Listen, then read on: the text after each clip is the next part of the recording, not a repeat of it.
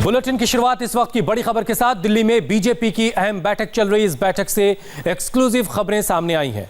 बैठक में प्रधानमंत्री ने बीजेपी पदाधिकारियों से कहा है कि जितना मुमकिन हो जनता के बीच रहें और सरकार के बेहतर कामकाज के बारे में जनता को जानकारी दें। पीएम ने कृषि कानूनों के बारे में बताया कि सरकार ने किसानों के हित में यह फैसला लिया है। बीजेपी नेता इस कानून के फायदे किसानों को बताएं।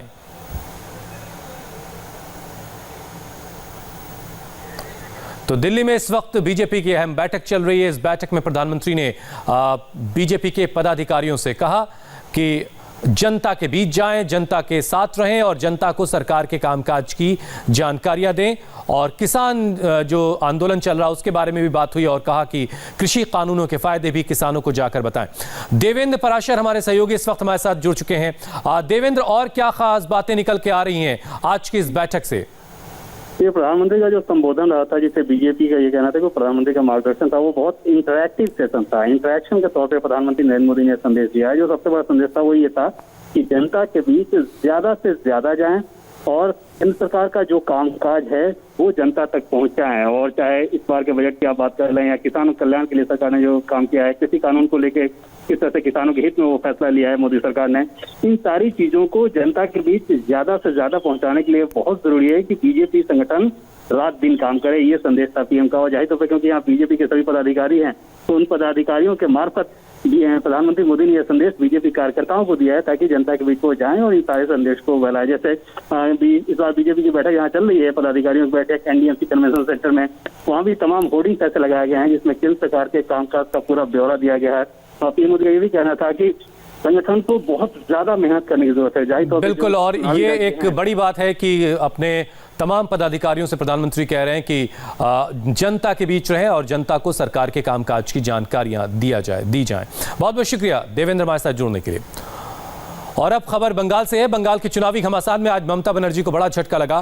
कोल स्मगलिंग केस में सीबीआई की टीम इस वक्त ममता के भतीजे अभिषेक बनर्जी के घर पहुंची है। सीबीआई की टीम ने अभिषेक की पत्नी को पूछताछ का समन दिया है। कोल स्मगलिंग केस में अभिषेक की पत्नी का नाम है और सीबीआई आज ही अभिषेक की पत्नी से पूछताछ करना चाहती है। कोल स्मगलिंग केस में अभिषेक बनर्जी पर भी आरोप लगे हैं, लेकिन सीबीआई सूत्रों के मुताबिक आज अभिषेक से पूछताछ का प्लान नहीं है। तो कोल स्मगलिंग केस में ममता के भतीजे अभिषेक बनर्जी के घर पहुंची सीबीआई की टीम और अभिषेक की पत्नी को समन किया है सीबीआई ने। और अभिषेक की पत्नी से सीबीआई की टीम आज ही कोल स्मगलिंग केस में पूछताछ करना चाहती है। तो बड़ी खबर इस वक्त की आपके टेलीविजन स्क्रीन पर। आज ही अभिषेक बनर्जी की पत्नी से सीबीआई की टीम कोल स्मगलिंग केस में पूछताछ करना चाहती है। और अभिषेक बनर्जी का नाम भी इस मामले में है, लेकिन अभिषेक बनर्जी से पूछताछ का भी कोई इरादा सीबीआई का नजर नहीं आता। लेकिन अभिषेक बनर्जी की पत्नी से सीबीआई की टीम पूछताछ करना चाहती है। और आज ही अभिषेक की पत्नी से पूछताछ करना चाहती है सीबीआई। सीबीआई की टीम आज अभिषेक बनर्जी के घर पहुंची और जाकर के समन दिया है अभिषेक बनर्जी की पत्नी को। अब इंतजार इस बात का भी है कि अभिषेक बनर्जी की पत्नी की तरफ से सीबीआई को क्या इस मामले में जवाब दिया जाएगा। क्या अभिषेक बनर्जी की पत्नी आज पूछताछ में शामिल होंगी, नहीं होंगी? ऐसे तमाम सवाल हैं जिनके जवाब अभी आने बाकी हैं। लेकिन सीबीआई ने कोल स्मगलिंग के मामले में अभिषेक बनर्जी की पत्नी को समन किया है और अब सीबीआई इस मामले में आज ही पूछताछ करना चाहती है। तो बड़ी खबर, टीएमसी के नेता विनय मिश्रा पर पहली बार कोल स्मगलिंग का आरोप लगा था। अभिषेक बनर्जी का करीबी है टीएमसी के नेता विनय मिश्रा। हजारों करोड़ रुपए का है यह कोल स्मगलिंग मामला। कोल स्कैम में सीबीआई ने कई राज्यों में छापेमारी की थी। अनूप मांझी से जुड़े केस में अभिषेक की पत्नी का रोल पाया गया। 2 दिन पहले सीबीआई ने बंगाल में 13 जगहों पर छापेमारी की थी। आज अभिषेक बनर्जी के घर पहुंची सीबीआई की टीम और अभिषेक बनर्जी के पत्नी को सम्मन किया है। हमारे साथ इस वक्त पश्चिम बंगाल के बीजेपी के प्रभारी कैलाश विजयवर्गीय जुड़ चुके हैं। कैलाश जी, आज सीबीआई की टीम हम कैलाश विजयवर्गीय के साथ जुड़ेंगे, उनसे समझेंगे कि जो आरोप बीजेपी की तरफ से बार बार टीएमसी पर करप्शन के लगाए जाते रहे, उससे जुड़े जो मामले अब सामने आ रहे हैं, इसका किस तरह से सियासी फायदा आने वाले वक्त में बीजेपी को मिलेगा। लेकिन अभी की बड़ी खबर इस वक्त की आपके टेलीविजन स्क्रीन पर है। सीबीआई की टीम पहुंची अभिषेक बनर्जी के घर और अभिषेक की पत्नी को समन किया है सीबीआई ने, और यह मामला कोल स्मगलिंग का है। और ये पूरा मामला इस वक्त हम ग्राफिक्स के जरिए आपको बता रहे हैं।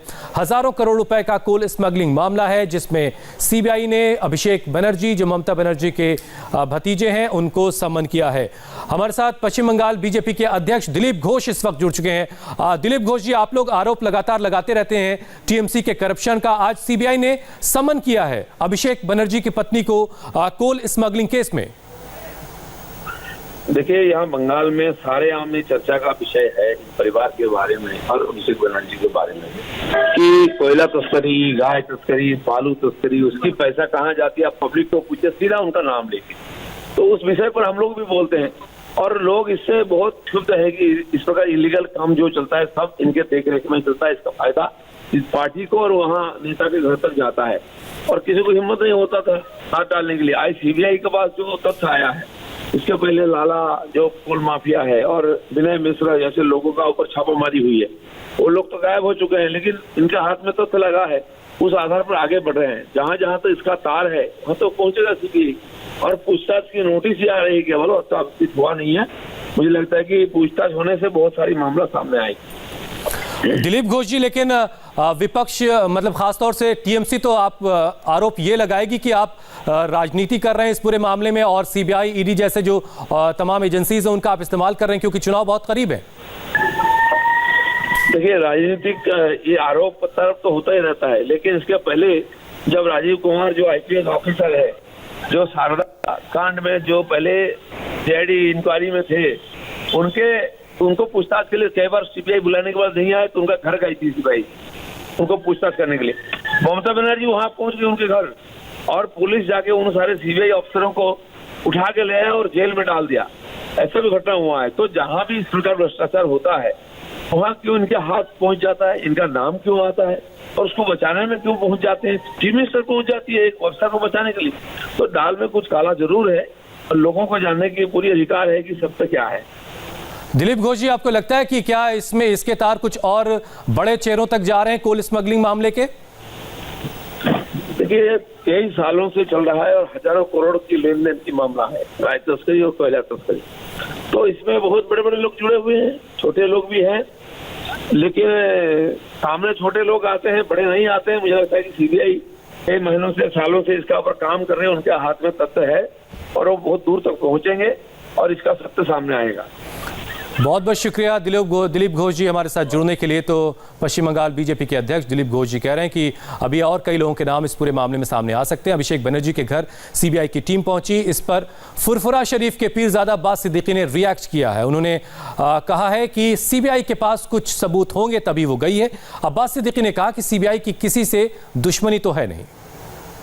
पॉलिटिकल डेवलपमेंट ये हुआ है कि सीबीआई की टीम अभिषेक बनर्जी के घर में पहुंची है कोयला स्कैम को लेकर।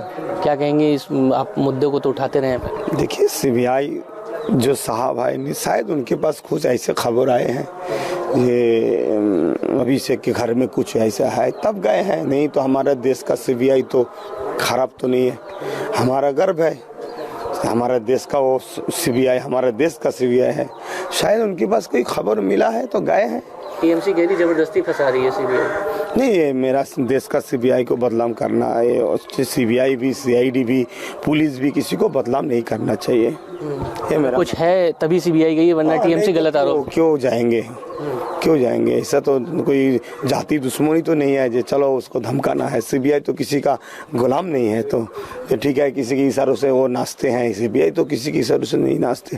फिर भी कुछ दिन पहले अखबार में कुछ दूर देख रहे कि अभिषेक के कोई फैमिली मैटर में देख रहे एयरपोर्ट में कुछ सामान क्या खबर हुआ, उसको क्या करते हैं, नहीं माल इधर उधर क्या बोलते हैं उसको करते हैं।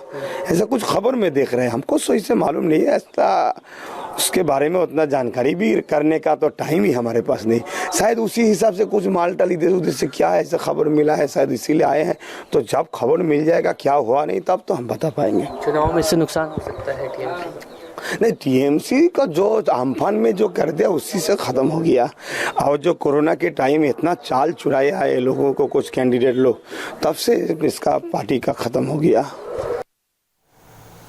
हमारे साथ इस वक्त हमारे सहयोगी मनीष भट्टाचार्य सीधे जुड़ रहे हैं और साथ ही साथ अभय पराशर भी इस वक्त मेरे साथ जुड़ चुके हैं। मनीष, सबसे पहले आप बताइए कि इस सम्मन दिए जाने के बाद अब तक टीएमसी की तरफ से कोई रिएक्शन मिला है क्या? देखिए, फिलहाल अभी टीएमसी का कोई भी नेता कहने को कुछ भी तैयार नहीं है, क्योंकि इनका आला कमान ही हमेशा मीडिया के सामने मुखातिब होता है। लेकिन हुसैन, मैं बताऊं, ये मुश्किलें बहुत ज़्यादा बढ़ सकती हैं, क्योंकि इस पूरे मामले में जो पहले भी जनवरी में 4 जनवरी को सीबीआई ने कहा था कि सीबीआई के दफ्तर में टीएमसी के विनय मिश्रा और नीरज सिंह जो कारोबारी हैं उनको उपस्थित होना जरूरी है।